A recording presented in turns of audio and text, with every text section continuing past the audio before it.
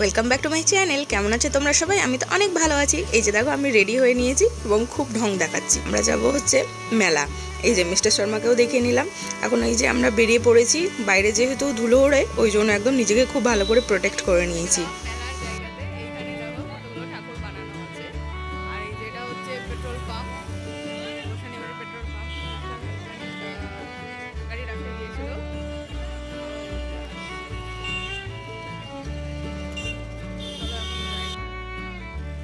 এই যে দেখো এখন আমরা কিন্তু দুজনে হাঁটতে হাঁটতে চলে যাচ্ছি। আর সে কিন্তু আমার হাত ধরে কখনোই হাঁটে না, তো আমি এই ভিডিওটা বানানোর জন্য ওর হাত ধরে হাঁটছিলাম।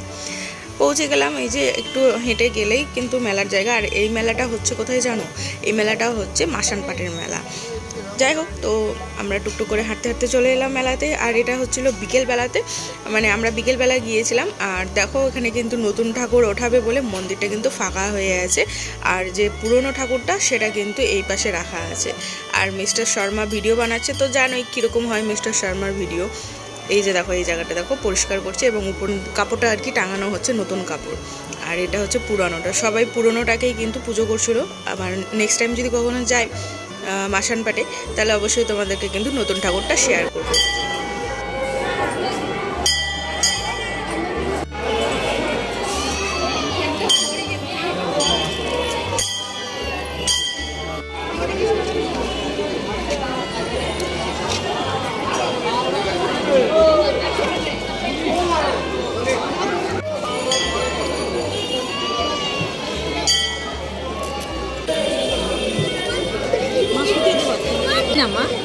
আমার স্মিতা।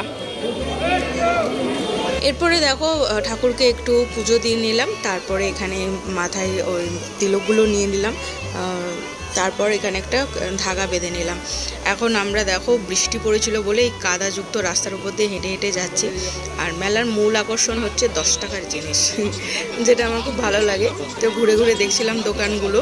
আর সাবধানে হাঁটতে হচ্ছিল কারণ দেখো জল জমে আছে।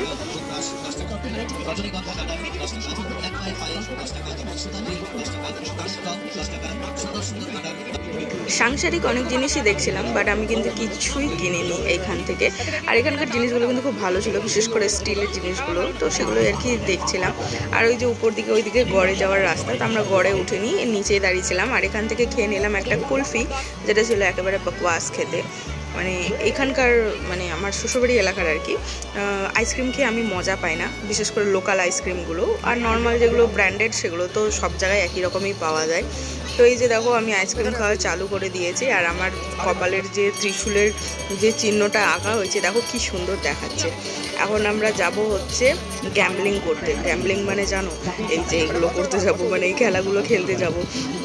আমি একটা আর কি চিরকুট নিয়ে নিলাম, সেখানে একটা নাম্বার লেখা থাকবে, সেটা ম্যাচ করলে আর কি পেয়ে যাব।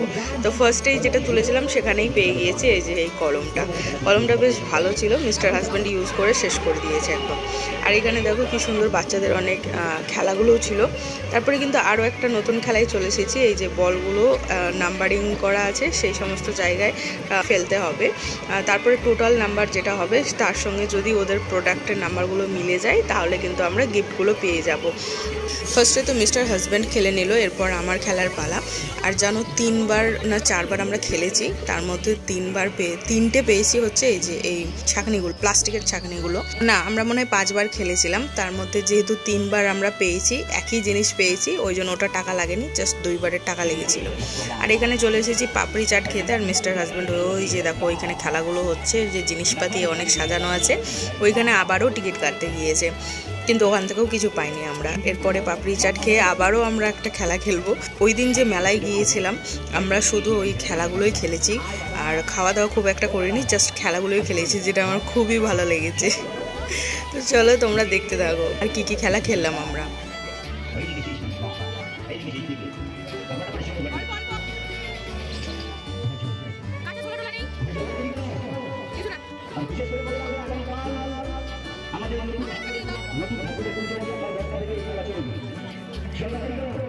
পাপড়ি চাট তো খাওয়া শেষ। আর মিস্টার হাজব্যান্ড আমার ভিডিও এত খারাপভাবে নেয় যে কি বলবো, এডিট করার সময় তো বাদও দিতে পারি না, ওটা রাখতেই হয়। আর দেখো আরও একটা নতুন খেলা খেলতে চলে এসেছি, এই যে রিং ফেলার আর কি খেলা। তো এখানেও আমরা ফেল, মানে আমরা কেউই কোনো গিফট পাইনি। মিস্টার হাজব্যান্ডও পাইনি, আমিও পাইনি। আর রিংগুলো এত বেশি হালকা ছিল যে ঠিক মতো পড়ছিলই না।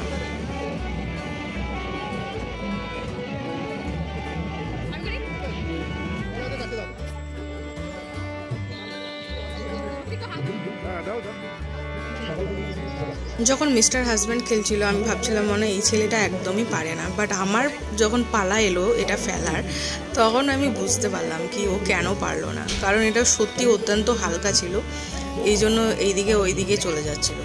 এরপর তো খেলা শেষে আরও একটু মেলা ঘুরলাম। এখানে দেখো পোশাকের দোকানও ছিল, যেখানে এই যে দাম টাম লেখা ছিল। তো আমি জাস্ট একটু ঘুরে চলে এলাম। এরপর চলে এলাম এই যে আমার সবচেয়ে ফেভারিট খাবার, সেটা হলো ফুচকা। সেই ফুচকাটা খেতে। আর মিস্টার হাজব্যান্ড চলে গেছে ওর ফেভারিট খাবার সেই পান খেতে। এখন আমি শুরু করে দিয়েছি ফুচকা খেতে, বেশি খাইনি, অল্প খেয়েছিলাম।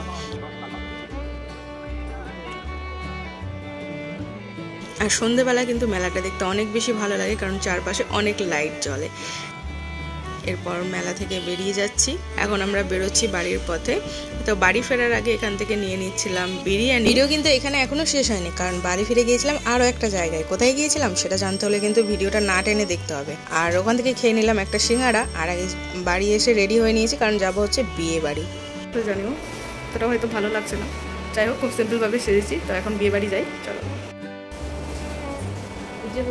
এই যে হচ্ছে আমার ফাইনাল লুক। তো চলো এখন যাই, কোনোটা পুরোপুরিভাবে আসছে না, চলো বেরোই। বিয়ে বাড়িটা কিন্তু একদম বাড়ির পাশেই ছিল, যে চলে এসেছি টুকটুক করে হাঁটতে হাঁটতে। আর এই যে দেখো বউটা কিন্তু খুব মিষ্টি দেখতে। এখন চলে এসেছি খেতে, বসে পড়েছি খেতে। পুরো ভিডিও ক্লিপটা নেওয়া হয়নি। আর এই যে দেখো ফাইনাল লুক, মানে পিউকে বললাম যে আমার একটু ভিডিও বানিয়ে দে। তো চলো আজকের ভিডিওটা এখানেই শেষ করছি। আর শাড়িটা কীরকম লাগছে তোমরা কিন্তু অবশ্যই কমেন্ট করে জানিও। আর ভিডিওটা ভালো লাগলে শেয়ার করে দিও। চলো টাটা।